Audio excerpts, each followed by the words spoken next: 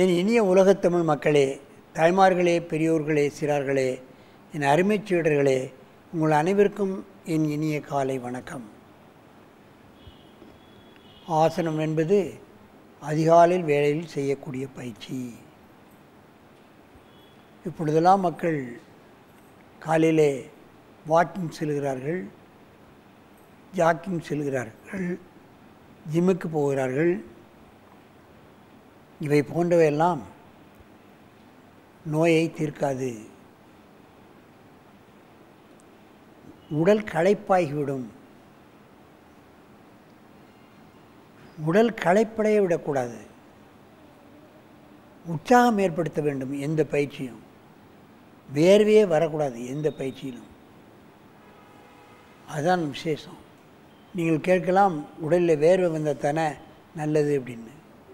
அதெல்லாம் குளிர் பிரதேசத்தில் உள்ளவர்களுக்கு. வெளிநாட்டில் லண்டன், அமெரிக்கா இங்கே எல்லாம் பார்த்திங்கன்னா முக்கால்வாசி நாள் 11 மாதமும் குளிர் பிரதேசம். வாக்கிங், ஜாக்கிங் இவர்கள் செய்தால்தான் அன்றைக்கி ஃபிட்டாவார்கள். அவர்கள் வேர்வை வரக்கூடிய அளவு செய்யலாம். இது உஷ்ண பிரதேசம். நாம் செய்தால் நமக்கு பல்வேறு விதமான பிரச்சனைகள் வரும். வேகமான பயிற்சியே செய்யக்கூடாது. ஓடுதல், சாடுதல், குதித்தல் இவைகளெல்லாம் 40 வயசுக்கு மேலே நம்மளால் செய்ய முடியாது. அதுதான் கவனிக்க வேண்டும். இதெல்லாம் சாகும் வரை செய்யலாம். சாவை தள்ளி போடலாம், இளமையை தள்ளி போடலாம், நோயற்ற வாழலாம், ஞாபக சக்தியை பெருக்கலாம். இவை போன்று நோயில்லாத வாழ்வுக்கு வழி தரக்கூடிய அற்புதமான ஆசனங்களை நமது முனிவர்கள் நமக்கு தந்திருக்கிறார்கள். அந்த நிலையில் நமக்கு இன்றைக்கு நமது அரங்கிற்கு காவியா 1ஆம் வகுப்பு, திவேத் 3ஆம் வகுப்பு, திவேதா 2ஆம் வகுப்பு இவர்கள் நாதல்ல வித்யாலயா பள்ளியிலிருந்து வந்திருக்கிறார்கள். அதனுடைய ஆசிரியர் லட்சுமி எம்எஸ்சி பிஇடி டிஎன்ஒஎஸ் யோகாவில் வாங்கியிருக்கிறார்கள். பாடத்தையும் சொல்லிக் கொடுக்கிறார்கள், யோகத்தையும் சொல்லித் தருகிறார்கள். என் அருமை மாணவர்களே, காக்காசனத்தை செய்ய ஆரம்பிங்கள். ஆசனத்தை கலைத்துவிட்டு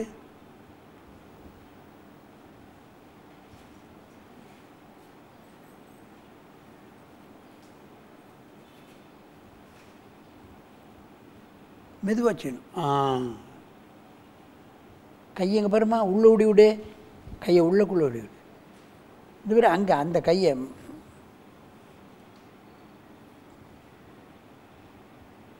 முன்ன கொண்டு வா. கையை முன்ன வச்சு போடு.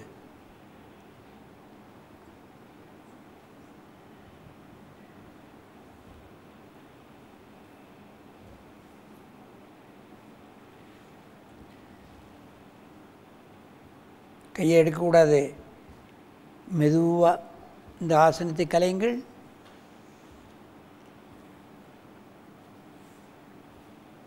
நல்ல மூச்சு இழுத்துக்கோ. இன்னொரு தடவை பண்ணணும். இன்னொரு தடவை பண்ண. இன்னொரு தடவை பண்ண. அவள் எப்படி பண்ணுறான்னு பாரு. காலை அகலப்படுத்து. கையை உள்ளே கொண்டு போ. உள்ள அப்படி குடி. முன்னால் குடி. உட்காரு. அப்படிதான்.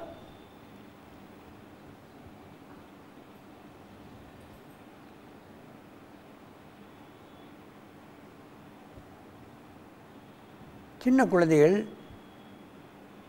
இவ்வளோ அற்புதமாக செய்கிறார்கள் பாருங்கள். அவர்கள் செய்யக்கூடிய ஆசனங்களை நாம் கற்றுக் கொடுக்க வேண்டும். அப்பொழுதுதான் இந்த கலையிலே அவர்களுக்கு ஒரு ஆர்வம் ஏற்படும். இதை செய், அதை செய் என்று வற்புறுத்தக்கூடாது. மெதுவாக இந்த ஆசனத்தை கலையுங்கள். அப்படியே நல்லா மூச்சு வாங்க. நில்லு. எந்திரிச்சு மூச்சு வாங்க. பின்ன தள்ளி வா. அங்கேயே போயிடாங்க. முன்ன ஒரே லைனில் இருக்கணும். அப்படியே ஒருத்தருக்கு ஒருத்தர் நேரே பாரு. திரும்பி அப்படி திரும்பு. இங்கே பாரு. அங்கே பாருறா. டேர்ன் காலை அகலப்படுத்து. இப்போ கையை உள்ளே கொடு. அப்படி தான் பட்டிக்ஸை கீழே இறக்கணும். அப்படி வச்சுக்கோ.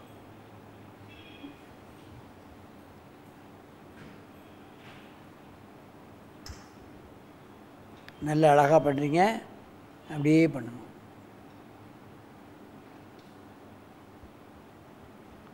அப்படியே இந்த ஆசனத்தை கலைங்க.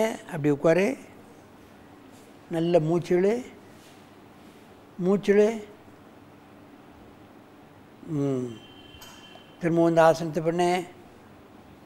இதே ஆசனத்தை எழுந்திருந்து காலை அகலப்படுத்தி மெதுவாக கையை உள்ளே கொடுத்து அப்படி பண்ணணும். அப்படியே இரு, அப்படியே இரு. அப்படியே மெதுவாக அந்த ஆசனத்தை கலைங்க. அப்படியே பத்மாசனத்தில் அங்கே பார்க்குறீங்க, அங்கே பார்க்க பத்மாசனம். என் அருமை பெரியவர்களே, மாணவமணிகளே, தாளாளர்களே, பள்ளி தாளாளர்களே, பள்ளி தலைமை ஆசிரியர்களே, உங்கள் பள்ளியில் அத்தனை பேர்களுக்கும் நீங்கள் ஆசிரியர்களை வைத்து குழந்தைகளுக்கு இந்த ஆசனத்தை கற்றுக் கொடுத்தால் அவர்களுக்கு நினைவாற்றல் பெருகும், ஆரோக்கியம் பெருகும், நோய் எதிர்ப்பு சக்தி பெருகும். அவர்கள் அடிக்கடி உடல்நிலை குறைவாக லீவ் போட மாட்டார்கள். மற்ற மனிதர்களை விட அவர்களுக்கு தனித்தன்மையாக இருக்கக்கூடிய ஒரு தன்மை அவர்களுக்கு தானாகவே வந்து விடுகிறது. இம்யூனிட்டி பவர், நோய் எதிர்ப்பு சக்தி அதிகமாகிவிட்டால் அவர்கள் நோய் வராது, அடிக்கடி லீவ் போட மாட்டார்கள்.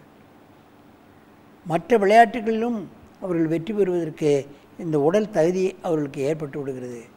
ஆகவே இதுபோன்ற ஆசனங்களை மாணவர்களுக்கு ஒரு காலையிலும் மாலையிலும் ஒரு 10 நிமிடமாவது அவர்களை பழக வைத்து என்றும் ஆரோக்கியமாக நோயின்றி வாழ்வதற்கான வழிமுறைகளை அவர்களுக்கு நாம் கற்றுத்தர வேண்டும் என்று கேட்டு உங்களிடமிருந்து விடைபெறுவது ஆசனம் ஆண்டியப்பன். வணக்கம்.